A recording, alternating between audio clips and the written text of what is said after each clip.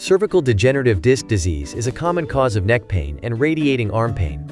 It develops when one or more of the intervertebral discs in the cervical spine starts to break down due to wear and tear.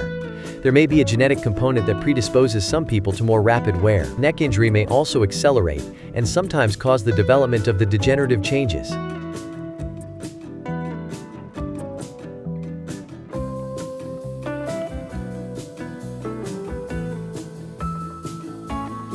Normally, there are 6 gel-like cervical discs, one between each of the cervical spine's vertebrae, that absorb shock and prevent vertebral bones from rubbing against each other while the neck moves. Each intervertebral disc is comprised of a tough but flexible outer layer of woven cartilage strands, called the annulus fibrosus. Sealed inside the annulus fibrosus is a soft interior filled with a mucoprotein gel called the nucleus pulposus.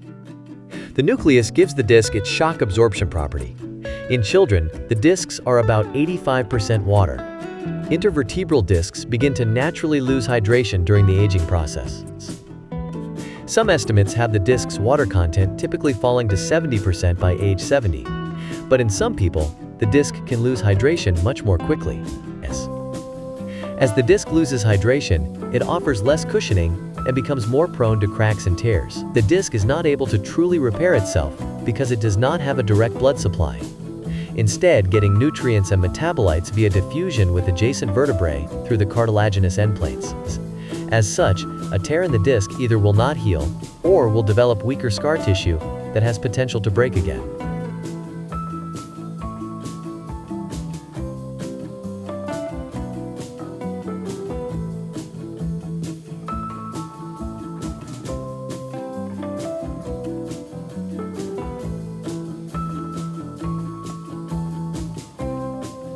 Cervical degenerative disc disease is not technically a disease, but rather a description of the degenerative process that discs located in the cervical spine go through. Essentially, all people who live long enough will develop degenerated discs. Studies show that a plurality of adults have no symptoms related to degenerative disc disease, even though a high percentage of these adults still show signs of disc degeneration on a vertebral spine MRI. One study found that about half of people start showing some signs of intervertebral disc degeneration on an MRI by their early 20s. Another study found that about 75% of people under age 50 have disc degeneration, while more than 90% of people over age 50 have it.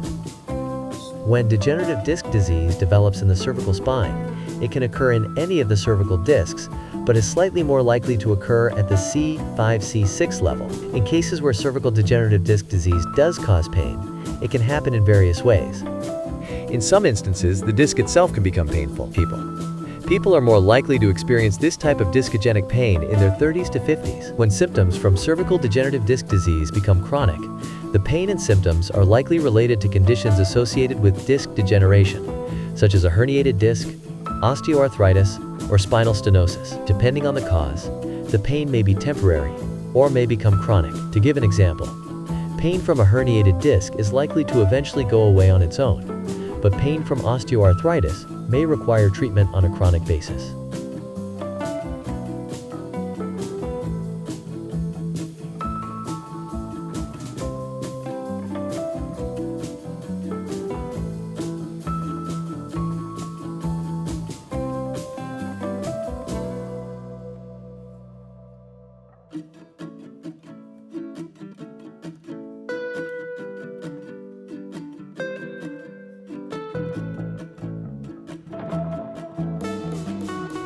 While nearly everyone eventually gets cervical degenerative disc disease with age, there are some factors that can make it more likely to develop sooner and become symptomatic. These risk factors could include genetics, obesity, and smoking. Some studies of twins indicate genetics play a bigger role than lifestyle in determining when cervical degenerative disc disease develops and if it becomes painful. Obesity has been linked to risk for developing degenerative disc disease. Smoking can hinder nutrients from reaching the discs and cause them to lose hydration more quickly. In addition, an injury to the spine, such as a herniated disc in the neck, can sometimes start or accelerate cervical degenerative disc disease.